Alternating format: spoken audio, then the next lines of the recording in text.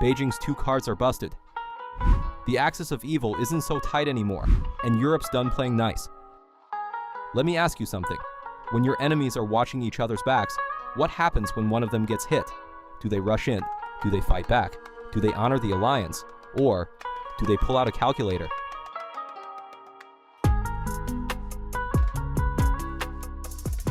At the G7 summit in Evian, France, mid-June, Donald Trump stood at a press conference and delivered a line that sounded like a compliment.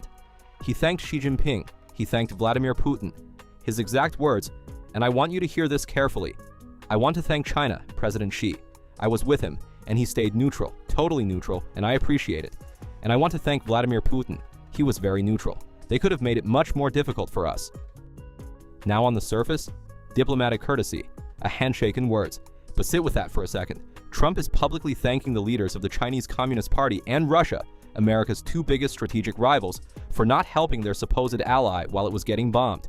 That's not a compliment to Xi and Putin. That's a eulogy for the axis of evil. Because here's the thing.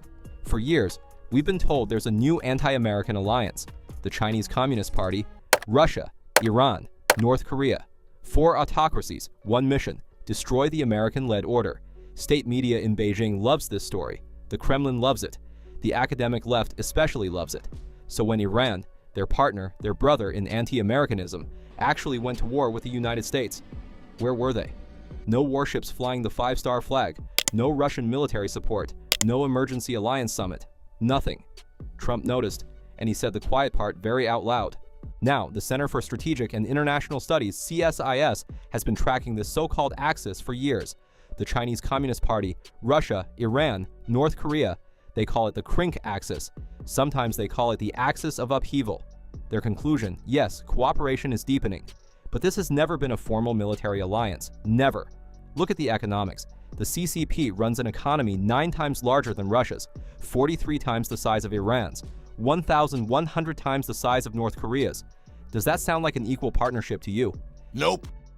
This isn't NATO. This isn't a mutual defense pact. This is a protection racket where one player is massively bigger than everyone else, and the smaller guys think they're partners, right up until the moment they actually need help. Geographically, Beijing, Moscow, and Pyongyang are neighbors in Northeast Asia. They're nuclear powers. Tehran? Tehran is sitting alone in the Middle East, doesn't border any of them, and despite years of nuclear ambition, has never actually crossed that line. So what is this axis, really? It's a convenience store coalition. Everybody's got the same enemy. Nobody's got the same plan. Beijing wants stability. The CCP is hooked on Middle Eastern energy. If the Strait of Hormuz closes, their supply chain doesn't just hurt, it bleeds. So Beijing's play. Let Tehran annoy Washington, but don't let it torch the neighborhood. Moscow wants distraction. Every American resource burning in the Middle East is one less resource going to Ukraine. Higher oil prices, bonus for Russia. The longer this drags, the better Putin sleeps. Tehran wanted survival. They thought they had powerful friends. Turns out, they were just a useful piece on someone else's chessboard. When the bombs started falling, Beijing wasn't there. Moscow wasn't there. And now Trump is publicly thanking them for it. That's not a compliment. That's a humiliation wearing a handshake. Let's be precise. Beijing wasn't totally neutral, but they weren't a participant either. Here's how the CCP played it. 3 layers. Layer 1, talk. Beijing issued press releases, called for ceasefires, accused America and Israel of aggression, packaged itself as a Middle East peacemaker. The CCP's embassy in Washington put out statements about Beijing's consistent commitment to peace. Beautiful language, zero cost, zero risk, pure theater. Layer 2, gray zone business. Reuters reported earlier this year that Tehran was close to purchasing Chinese CM-302 supersonic anti-ship missiles, range of about 180 miles, low altitude, high speed, a serious threat to shipping lanes around Hormuz. Meanwhile, Beijing-linked independent oil refiners kept buying Iranian crude in defiance of U.S. sanctions. The CCP's foreign ministry said they weren't aware of the missile deal. Classic. Sell the weapons, deny the sale, cash the check. Layer 3. No security guarantees, no fleet escorts, no alliance declaration, no direct confrontation with America. Trump said it himself. Xi didn't send warships, didn't ship in advanced air defense systems, didn't do anything that would cost Beijing real money or real blood. And CSIS tells us exactly why. Their analysis is blunt. The single biggest reason Beijing and Moscow held back was that the Trump administration directly attacked Iran, not a proxy war, not a covert operation, a direct U.S. military strike, and neither the CCP nor Russia nor North Korea wanted a direct confrontation with Washington. So they did the math, and they stayed home. That's the dirty secret of the CRINK axis. It's not that they wouldn't fight for Iran, it's that they wouldn't fight against America. There's a difference, and Tehran learned that difference the hard way.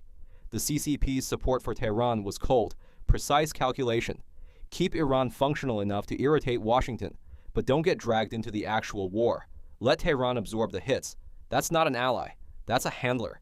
Tehran was the asset until the asset became a liability. Now here's where it gets interesting, because while the Iran war was exposing Beijing's alliance bluff, simultaneously, the G7 and the EU were going after the CCP's economic card. Beijing's economic card has always been this: you need us. Our market is too big. Our manufacturing is too cheap. Our rare earth control is too deep. You can't quit us. That was the leverage. For 20 years, it worked. It's not working anymore.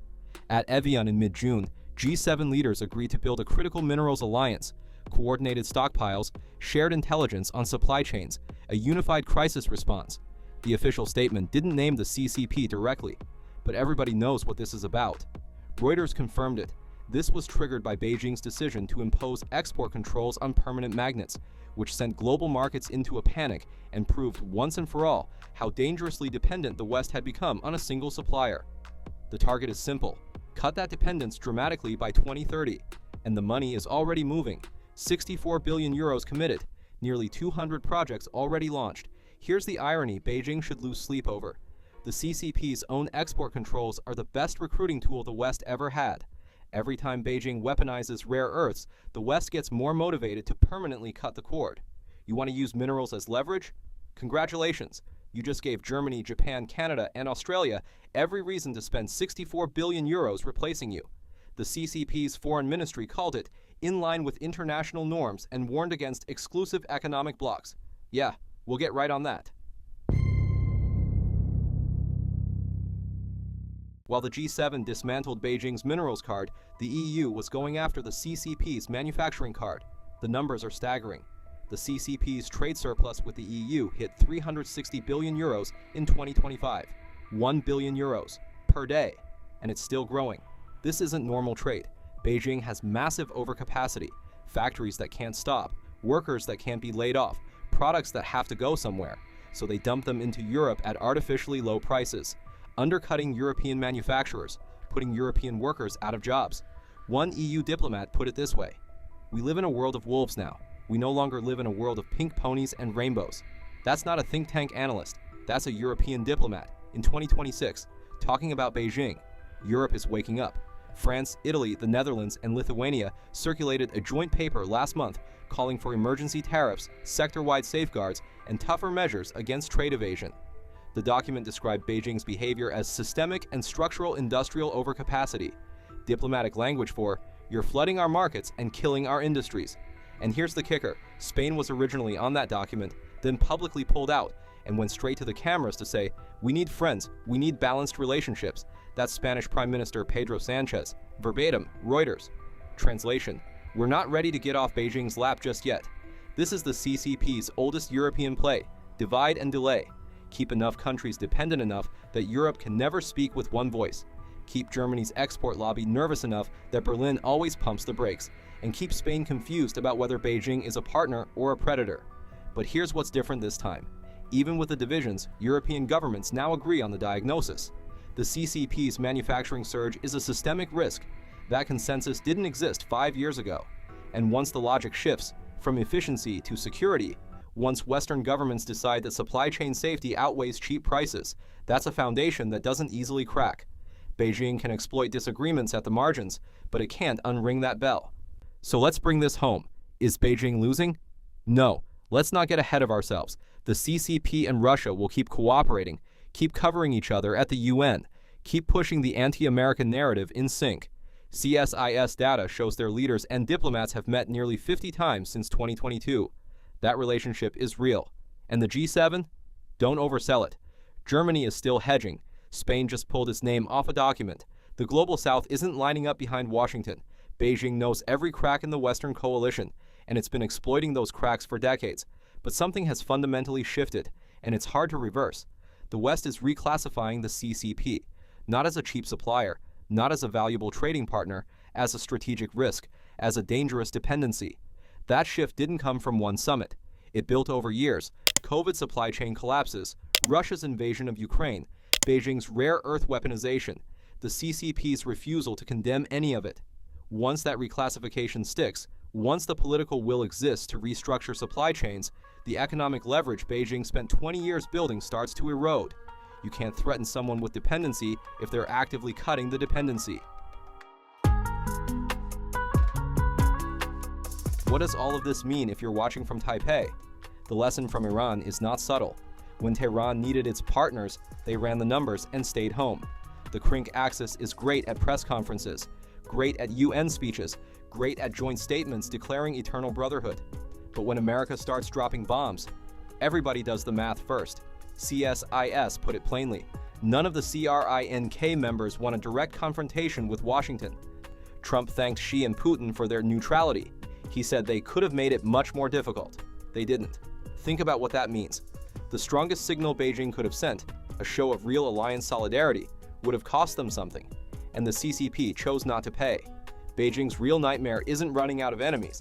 It's running out of friends it can actually count on. It's using the rare earth card and watching the West decide, permanently, to build without you. The two biggest cards in the CCP's hand, the alliance card and the economic card, are both losing value at the same time. Beijing hasn't lost, but the cards are getting harder to play. And in geopolitics, as in poker, when your best cards stop working, the bluff gets a lot more dangerous. That's our show. If this gave you something to think about, share it. Send it to someone who needs to hear it. We'll see you next time.